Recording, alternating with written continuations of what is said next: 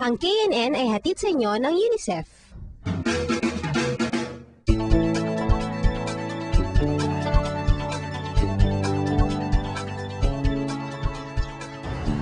May nagkakanagdang na revolusyon? Hindi ito ex-revolution, pero malawakan na maraming kabataan nagsasali. Tapos hindi pa nga daw yung mga Manila Bureau reporters. Kaya kasapin na rin sila sa KKK. KKK Kabataan! Karapatan. Kaya bakasan. Ano na yun? Kasi hinihingal na ako eh. Bakit ka kasi nagmamadali? Ano nagmamadali eh? Ikaw nga daw ang bilis-bilis mo magsalita. Eh, sumusunod lang ako sa iyo eh. Ay nako, alam mo, buti pa, hayaan na lang natin si Angela na magkwento kung tungkol saan kung pagtitipon-tipan na to.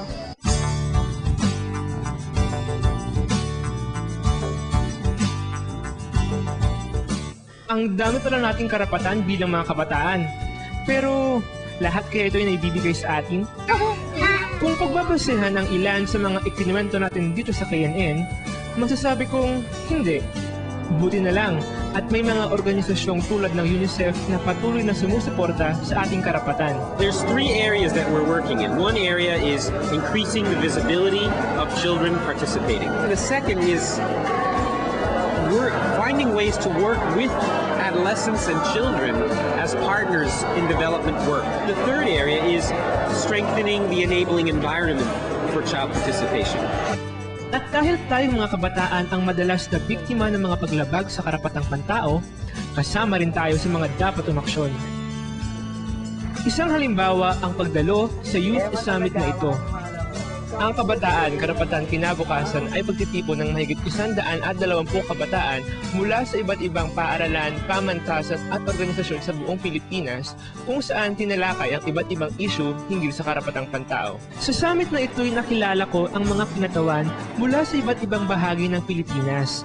May mga indigenous people mula sa Cordillera at Bicol, estudyante mula Cebu, at iba't ibang organisasyon.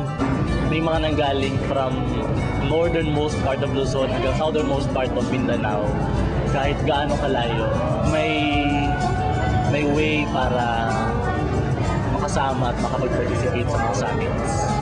Talaga palang maalam at may pakialam ang mga kabataan ngayon. Ang daming inilahad ng mga nakasama ko tungkol sa mga human rights violation. Pinag-usapan din namin ang mga suliranin ng sistema ng edukasyon at mga nangyayaring pang-aabuso sa kapaligiran.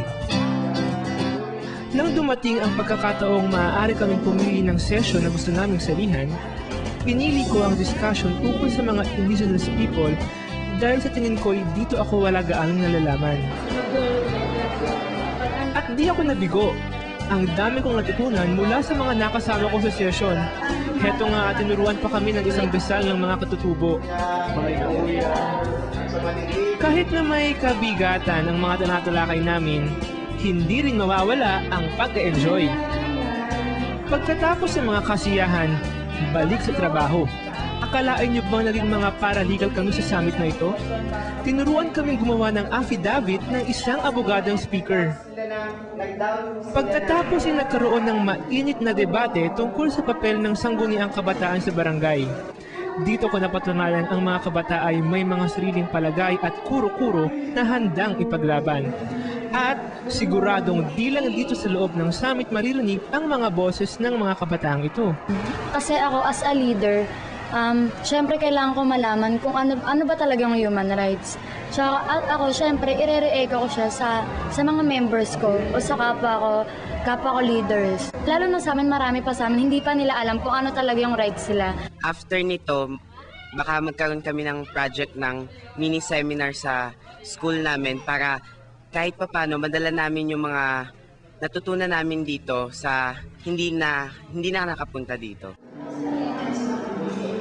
Sa mga nakilala ko rito, isa sa mga di ko malilimutan ay si Lenin.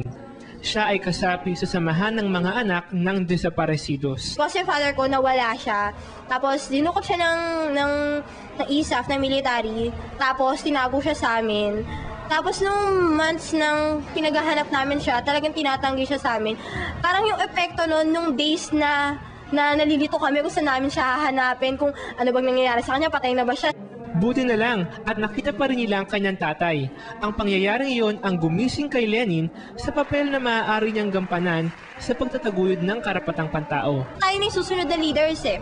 Tayo na yung susunod na mamumuno sa bansa natin. Sa ngayon, kailangan tayo, diba, nandito tayo sa summit na to para magkaroon ng idea, matuto regarding the human rights.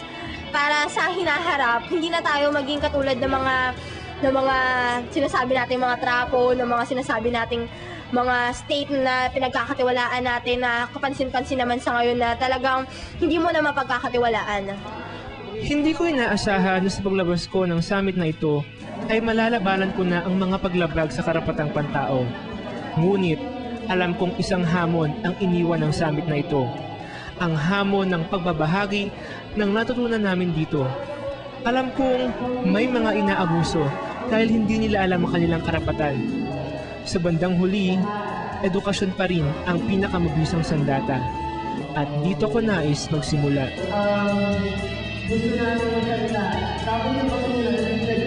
Sana ay dumating ang araw na wala ng mga summit na gaya nito. Hindi dahil wala itong naitutulong, kundi dahil wala ng mga paglabag sa karapatang dapat bantayan at ipaglaban.